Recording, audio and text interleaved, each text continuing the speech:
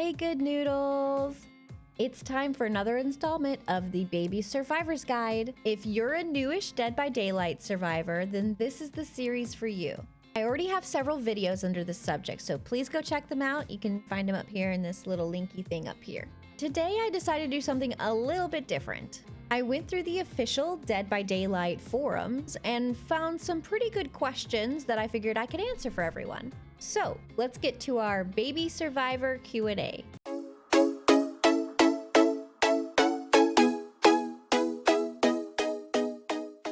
All right, first question from Zariva83. They ask, so simple question, does deliverance not work during the in-game collapse? I've only recently started playing with that perk and it was the perfect setup. The killer was about to hook me right in front of an open gate and deliverance was active. If he'd looked away for a second, I could have pulled myself off the hook and had a real chance to get away.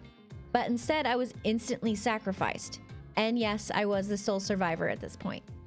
So yeah, that's the unfortunate thing that they actually added not too horribly long ago. I think just like at the beginning of this year or maybe last year.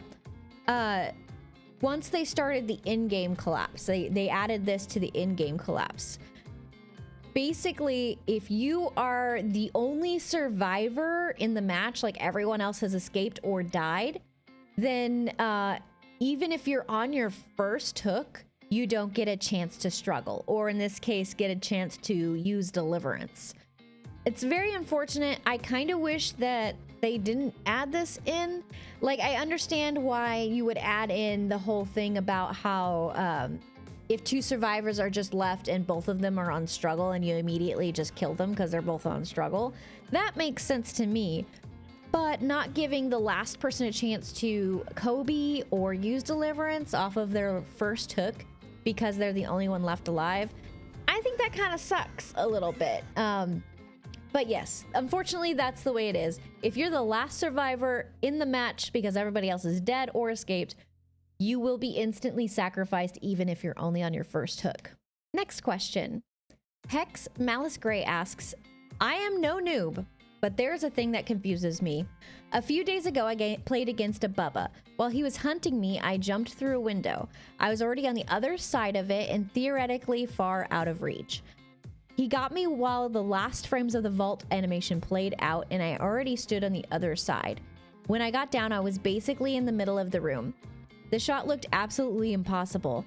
I have noticed a similar thing on killers.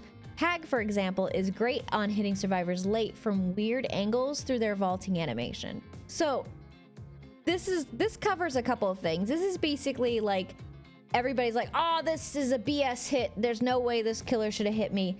A lot of this was introduced before. A lot of this was still a problem before dedicated servers, but it became a really big issue when dedicated servers were released because the dedicated servers err to the side of the killer.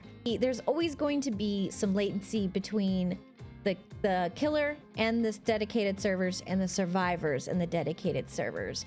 But the dedicated servers more aim towards the killer, which means that the killer is always going to be just a little bit closer to you than you think they are. Even if it's just milliseconds, like if you have really good ping, it's still just going to be super close. They are working on making hitboxes make a little more sense. But specifically for vaulting, if you're in the vaulting animation, your hitbox, no matter where you are in that vaulting animation, your hitbox is the same size. So it's the same size as when you start the vault to where you end the vault, which means that even if you're within those few milliseconds of getting out of your vault animation, your hitbox is still on the other side where your vault animation started. So they're always going to be able to hit you if you're still in the animation cycle from that first position. For this next question, it's actually a killer main asking the question, but I think it's something that I can help survivors with this question as well. So I wanted to include it in this little video. Killer Kirby asks, survivors, when you get 3-gened, what do you do and where do you go? During the match, when I get survivors in a 3-gen situation and begin patrolling them, the survivors seem to disappear for about 15 minutes. They don't do gens. I can't find them anywhere, and I just run in circles, bored forever. What do survivors do during that time? Normally there were 3 to 4 survivors left, and they just seem to stop playing. It happens in around half of my games, and it's so confusing. Are they just trying to waste my time? So in case you don't know, a 3-gen situation is when the last 3 generators on the map, which means you have to get 1 more done, the last 3 generators are really close to each other.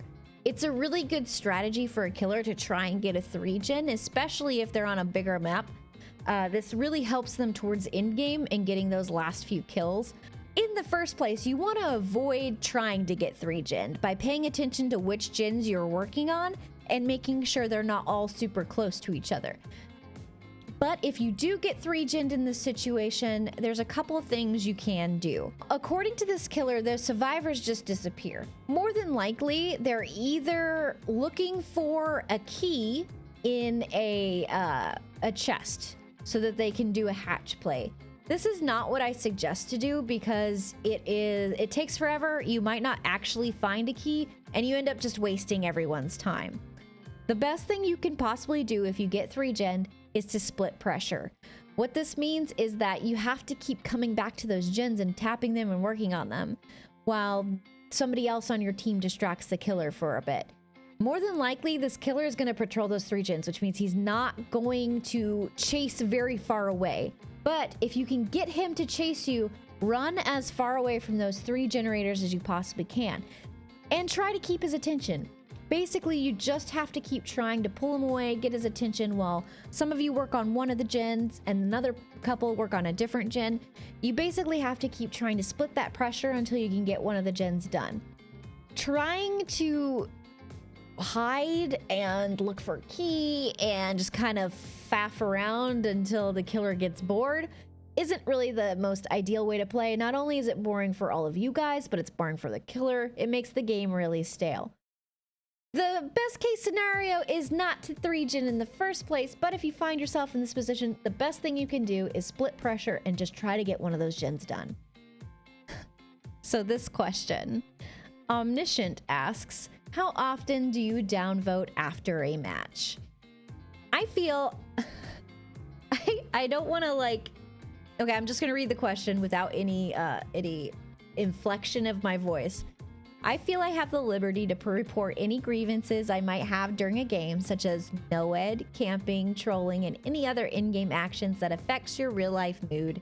I see myself doing this more lately, whether it be Dwight unhooking me in front of a killer twice in a minute, or teammates that camp a certain hiding spot letting me die, or anything unsightly of a teammate. I do not think that the downvotes really affect anything at times like DCs, but nonetheless, it's a venting spot for me. How do you guys use this? Don't be this guy. So this person is specifically talking about the reporting system at the end of the game, where you can use the little negative downvote thing to report behavior, report negative behavior by a teammate. Reporting for no-ed or any other perks in the game is completely pointless. The devs are not going to ban somebody for using one of the perks that's in the game.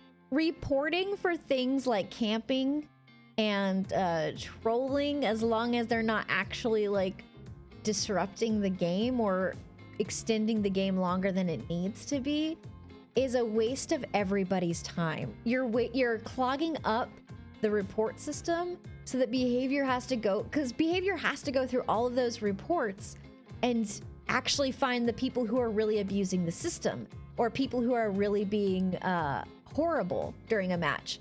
So if you're going to report somebody for using no-ed or for camping on a hook, you're wasting their time and you're making it harder for them to get to actual problems and to ban or punish real people and real problems in the game.